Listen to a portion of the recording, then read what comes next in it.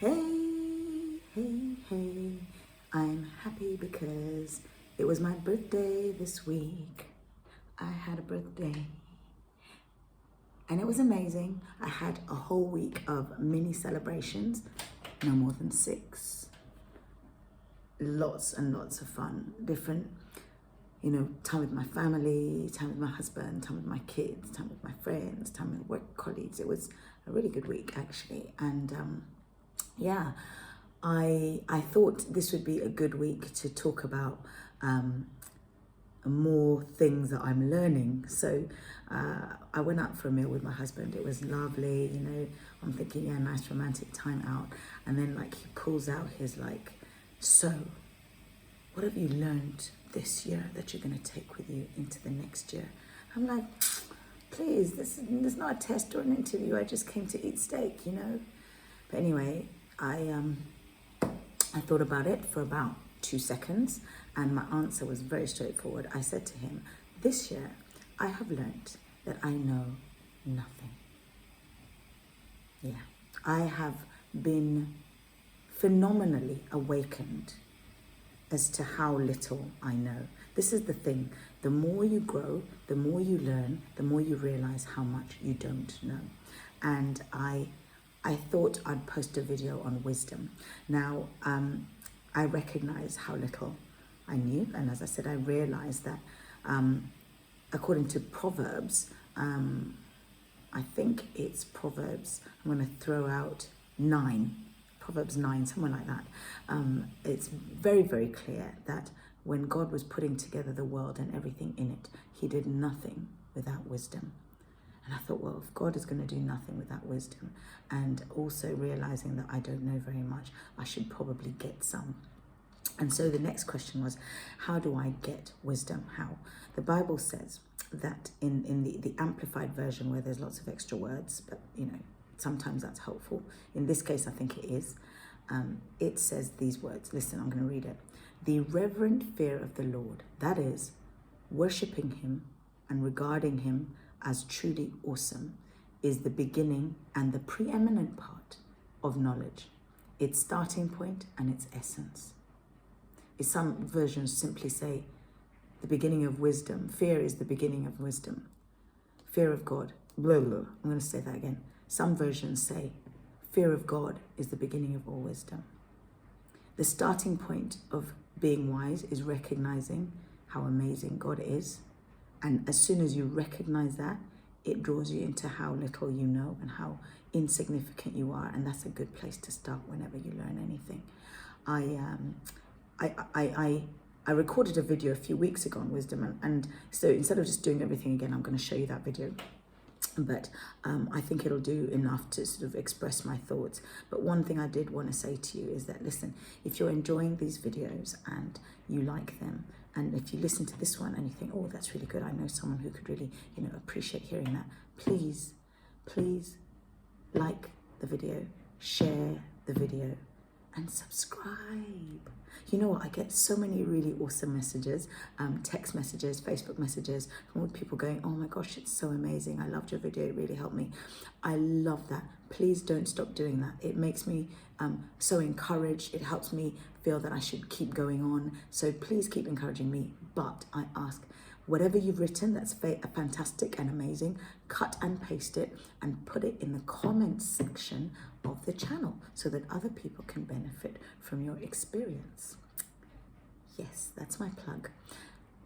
Watch, share, subscribe, and comment. Lovely.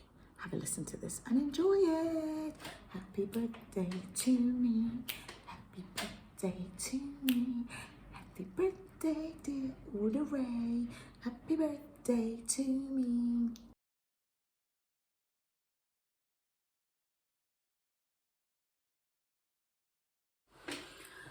Hey, so I'm Audrey. Thank you for watching this vlog called Call to Arms. It's just my journey in 2020 through this COVID-19 pandemic, just the things that I'm learning as I walk with the Lord. I'm a Christian, I'm a follower of Christ, and that informs my very practice. It informs how I do business. And today I want to tell you about something that I've been really, really running home with in the last few weeks, and that is wisdom. Listen, here's the truth. We don't know anything. We don't know anything. I hear people all the time saying, oh, can't believe what the government's saying. They don't really know what they're doing. They're just making things up as they go along.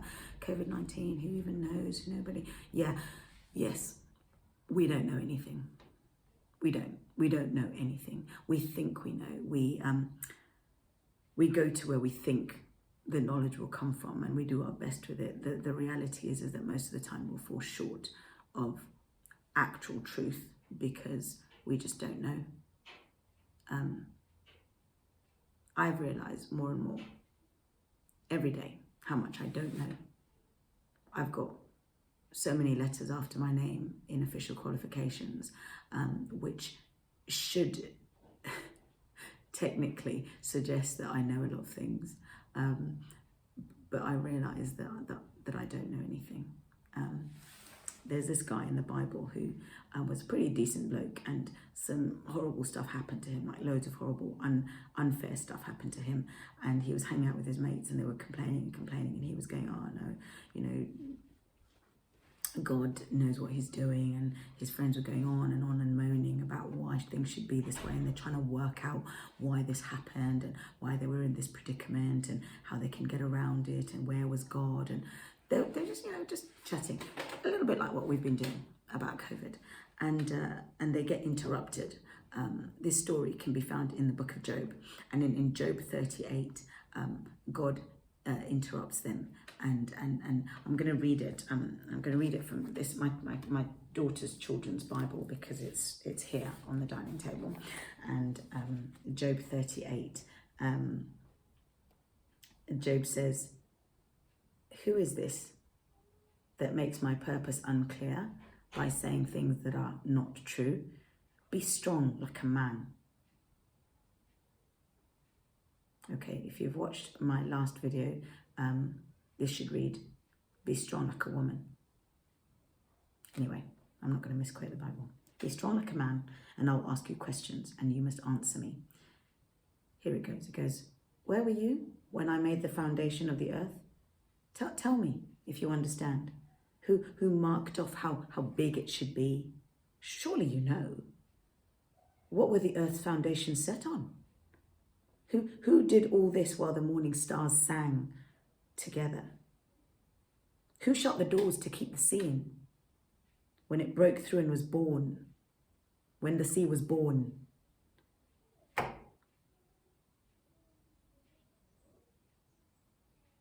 It was when I put limits on the sea and put its doors and bars in place. It was when I said to the sea, you may come this far, but no further. I said to the sea, you may come this far and no further." And God asks the guys, he says, have you ever given orders for the morning to begin? Have you shown the dawn where its place was? Have you ever walked in the valleys under the sea? Have the gates of death been opened to you? Have you seen the gates of the deep darkness? Do you understand the width of the earth? Tell me if you know these things. Where does darkness live? Surely you know all this. Have you ever been to the storehouse where snow is kept? It goes on and on and on and on and on. Who sends the rain? Who's the mother of the earth? Who gives birth to the frost? He goes on and on and on and asks these questions. I love this chapter. It literally just makes me feel like I need to shut up and makes me feel this small. See, here's the thing. If you know God and you have a relationship with him, particularly through the knowledge and acceptance of Jesus, if you know God, then you don't have an excuse. If you don't know God, you have an excuse. I exempt you from being a numpty if you don't know God. If you know God, there is a numpty-free option. You can choose to get wisdom. You can choose to get knowledge from the source of all knowledge and all wisdom. What you don't want to be is be like, there's this relatively stupid chick called Eve, right at the beginning of the Bible. We find her in this chapter, Genesis 3, where she does the stupid, the thing that was the greatest fail of all time, when she eats the fruit that she was pretty much told not to eat, and there's consequence. This stupid girl decided that she wanted to know things. And here's a situation. When we met this girl in Genesis 3, she used to hang out with God. She's in a situation where there's two people she hung out with, Adam and God. They just hang out. She could just walk in the garden with the creator of the universe and just chill with him, you know, la la la, what's up? Literally. The source of all knowledge and all wisdom was right there. And she chose instead to go to a tree and try and get wisdom from the tree. It was a fail, needless to say. And the reason I bring this story up, because the way I'm putting it looks really obvious. And, you know, I mean, the first thing is that people are like, why was this girl even speaking to a serpent? Why are you speaking to a serpent with legs? Because, by the way, he had legs by then. Just weird, right?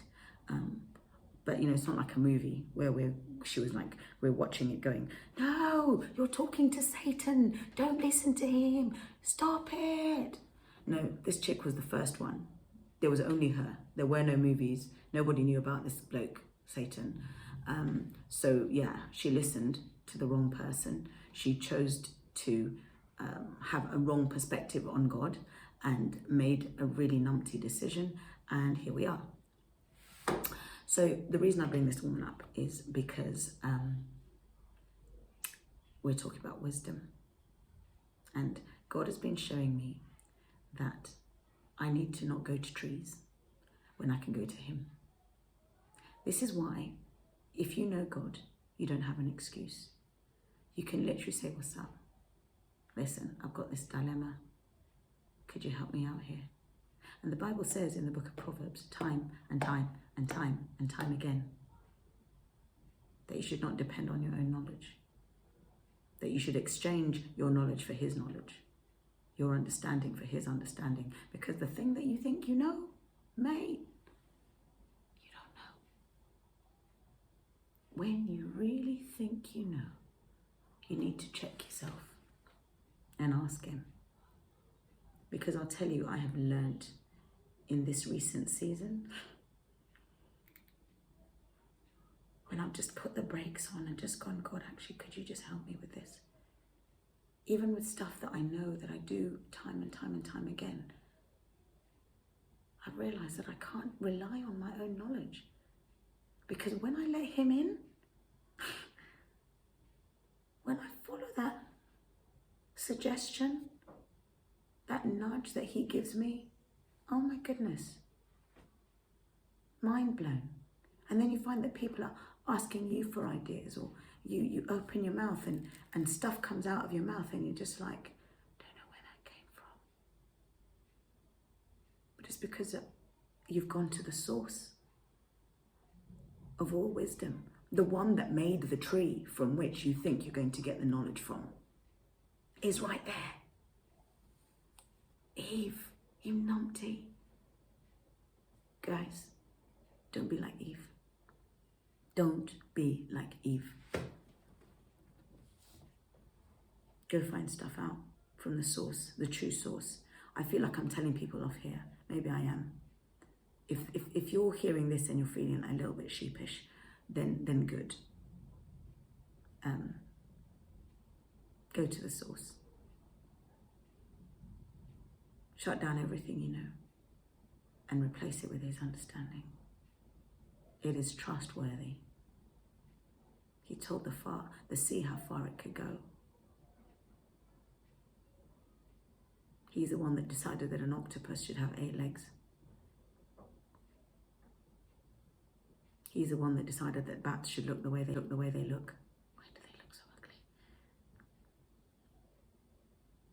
He's the one that said how high a pine tree should grow. He's the one that said that planets should be arranged in a certain order. My very energetic mother just swam under North Pole. Yeah, I remember that. He decided that order. He knows. He knows it all. So, get into a relationship with him. Submit to him. And then you'll know. Simple as. So people can stop asking me what I think about COVID-19 and is there going to be a second wave? I don't know. He knows. So, I'll just lean into him and I'll do as he guides me. It's got to be right, right?